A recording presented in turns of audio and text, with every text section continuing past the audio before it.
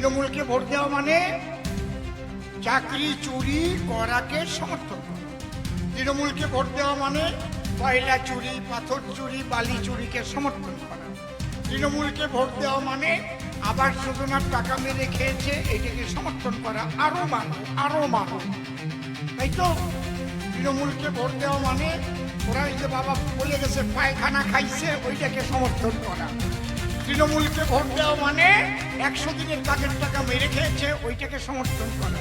তৃণমূলকে ভোট দেওয়া মানে মিড ডে মিলের টাকা মেরে খেয়েছে ওইটাকে সমর্থন করা। ঠিক বলছি তো নাকি? তৃণমূলকে ভোট দেওয়া মানে উদ্বাস্তু সম্প্রদায় যাতে নাগরিকত্ব না পায় সেইটাকে সমর্থন করা। এবার আপনারা বলেন যে তোরা ভুলে ভোট দেবেন না পদ্ম ভুলে ভোট দেবেন না কিছু করবেন। যদি সন্ত্রাসী আর কাঠমানি খোরতা দিতে চাও সবাই মিলে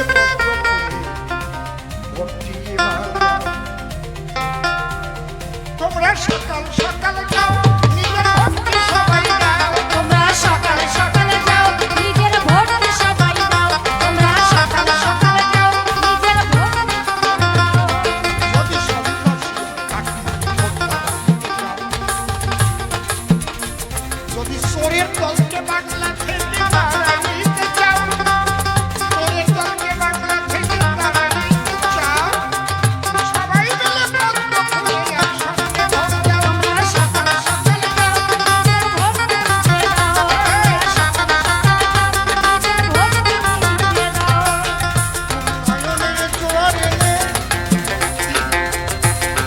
তুমি উন্নয়নের জোয়ার যদি দিদি এনেছো বাংলায়, উন্নয়নের জোয়ার যদি ও দিদি এনেছো বাংলায়, তবে সেন্ট্রাল বাহিনী দিতে কেন এত ভয়? তোমার কেন এত ভয়? ওরা জানে যে ওদের হারমাদ আর এই রাজ্য পুলিশ ছাড়া ওদের জনগণ আর সাথে না। বুঝতে পারছেন কি বলছি? সেদিন একজন সাইকেল চুরি করেছে, চোর ধরা পড়েছে, ওরে পিটাচ্ছে। একজন বলছে এই পিটাস কেন? ভাই পরে পিটাচ্ছে, ভাই পরে পিটাচ্ছে, ভাইপো চুরি করেছে।